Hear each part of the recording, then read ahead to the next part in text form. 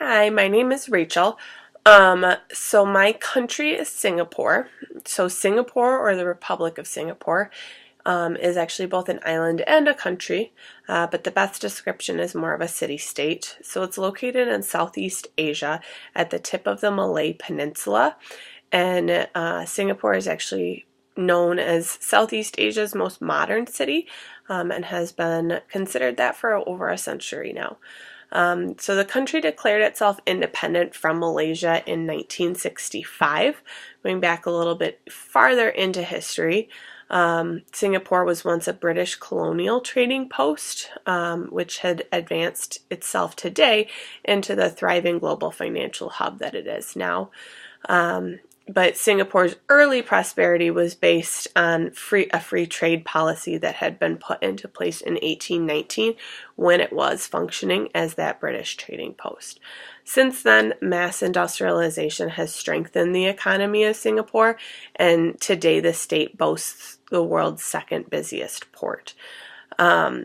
It is very densely populated. Singapore has about 5.3 million people living in the 255 square mile island. Despite the dense population, though, Singapore has very minimal unemployment. Singapore is also renowned for its conservatism and strict local laws, and the country really prides itself on its economic stability and security.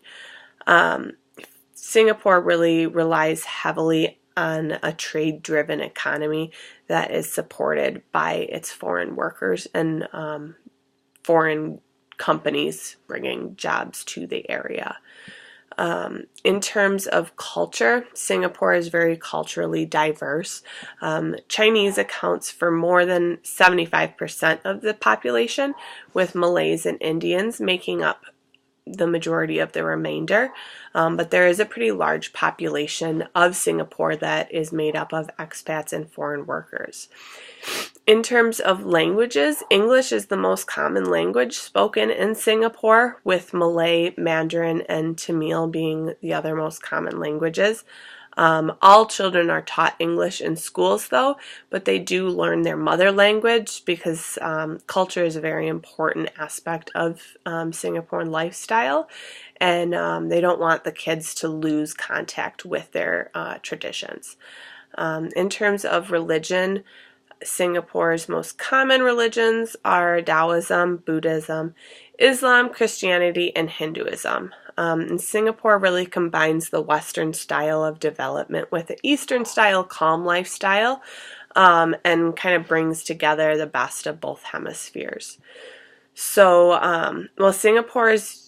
Singaporeans do think of themselves as Singaporeans regardless of their own ethnic, cultural, or racial backgrounds. They do still bring their unique culture to the table, and you can really see this within the city. They used to have designated segregated areas in the past that are still present today. So you can see areas such as Chinatown. They've got an Arab street that has a lot of Muslim characteristics to it. They've still got like a little India, and you can still really see the British colonial influence in the buildings as well when it was operating as that trading port. So each racial group really does bring its own distinctive religion and cultural aspects to the area, and they hold a lot of festivals of various significance year-round. While most celebrate the festivals that are associated with their respective religions, they're very open, and anyone who wants to celebrate may enjoy these festivals. In terms of business climate, so Singapore is a key global business and financial hub, like I had said before. It is recognized as one of the world's freest, most competitive, and business-friendly economies. And the economy is primarily supported by activities in manufacturing and service sectors. Singapore really has a very small domestic market, and it relies heavily on foreign trade, both from port activities as well as export of items. The most common items that are exported today are electronic components, refined petroleum, and petro products.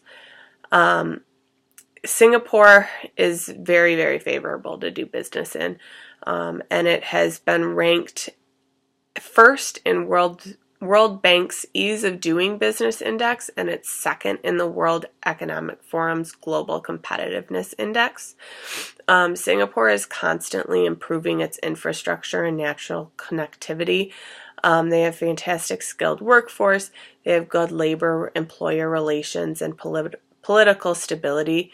The government has created a favorable tax regime and a strong rule of law that contributes to the company's competitive advantage over other companies. The government really understands the importance of Singapore's financial necessity of having foreign investors and foreign companies bring their business here. So the government's really continuing to transform the advanced economy. And it does, like I said before, it does have a free economy, but the government really does play a major role in directing the economy and trade properties. So the foreign investors really appreciate the company's efficient and transparent bureaucracy, as well as the effective human capital base. The country itself is very pro-business, and many policies have been put in place to allow Singapore to be known as the business location of choice in Asia. Other aspects of it, they have a really strong legal system and a high degree of personal safety. And it's actually a lot quicker and easier to register a company in Singapore than most companies. They have an online system set up that has made the procedure really easily available to anyone, including foreigners. You can go online. It's kind of step by step. It's pretty easy to follow from what I researched. Singapore also offers the best IP protection, infrastructure, and incentives in Asia, and is ranked second globally. So they've also set in place incentives for setting up headquarters. The Economic Development Board offers regional headquarter incentives as well as international headquarters incentives and a foreign income tax exemption. And like I had said before, they also have very attractive personal tax frameworks and corporate tax rates to really try to bring business to the company. In terms of what makes Singapore unfavorable to do business in, I really couldn't find that many negatives. Everything that I found was just explaining how fantastic Singapore is to do business in, how easy it is for companies to bring their workers and their headquarters and business to the area. Really the only couple negatives that I could find were construction permits.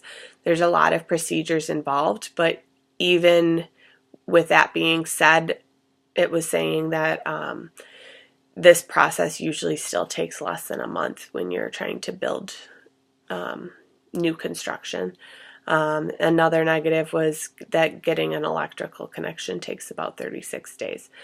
So really overall, through a bunch of research that I did, there's not a ton of negative reasons as to what would make the country unfavorable in terms of business. Singapore has some really strong emphasis on relationships. The process of doing business in Singapore should be unrushed and more so based on personal development rather than the corporate lifestyle and more facts and figures. You've really got to develop that personal bond before you're throwing facts into play here. Another couple kind of interesting things that I had found were, while I did say that Singaporeans speak English, they kind of call it more of a Singlish. And so expats and foreigners may encounter some language problems in the beginning when they first come here. Singlish kind of comes from an English base, but they've thrown in a couple of other things from like a Singapore, from the other languages that are spoken in Singapore, such as Malay and Hokkien. Aside from this, speakers usually kind of end their sentences with a distinctive exclamation. The primary ones are ah, la, and lay. So for an example, a sentence, the price is too high for me, la, or you are going there, ah. They kind of end most of their sentences with that little distinctive phrase. In 2014, a new rule was put into place that companies with more than 25 employees must advertise professional jobs to Singaporeans for 14 days before allowing jobs to be filled by foreign professionals. This was more so just due to the push of Singaporeans wanting the jobs to be filled by their own before bringing more foreigners to the area. In terms of some HR specific challenges, Singapore has been very historically employer friendly, and most companies that have brought business to Singapore have been very happy. However, over the past couple years or so, there has been more of a shift towards more employee rights as well as greater protection of the workforce. And they've had increasing unionization, which obviously none of these are negatives, but they are kind of prompting a little bit more challenge than businesses have had historically in terms of the workforce laws. They have also been tightening the foreign workforce supply due to kind of a public pushback, like I had said with that new rule. And so they are trying to decrease the number of foreign employees in Singapore if they can, just due to Singaporean pushback. In terms of expats kind of moving to Singapore, though, some pros and cons. Like I had said, English is the primary language, with everyone kind of learning English from a young age. So that is a fantastic benefit for most expats, not having to learn a new language. In terms of accommodations, it's mostly high-rise condos and apartments. There are a lot of options, but rent is expensive in Singapore, and you're not really going to find much of a backyard or anything like that because it's mostly apartments and condos, but they do have a lot of public areas with, playgrounds and parks and everything like that. They have really good public transportation system with a lot of bus and train lines. They're very easily accessible and very cheap. On the other hand, cars are very costly, and if you do want to have a car there, you're going to be seeing a lot of tolls and parking costs to get around. Traveling to Singapore is a really long flight, but once you're actually there and you're settled, you can easily access just little flights for weekend vacation spots. They have a lot of airlines that have hubs in Singapore. In terms of safety, Singapore has a really low crime rate, and they have a zero tolerance policy on drugs, and overall Singapore is extremely safe. They do have some issues with road safety, though. Pedestrians don't have the right-of-way there, but that's kind of their biggest downfall in terms of safety. Healthcare is very affordable, whether you have insurance or not.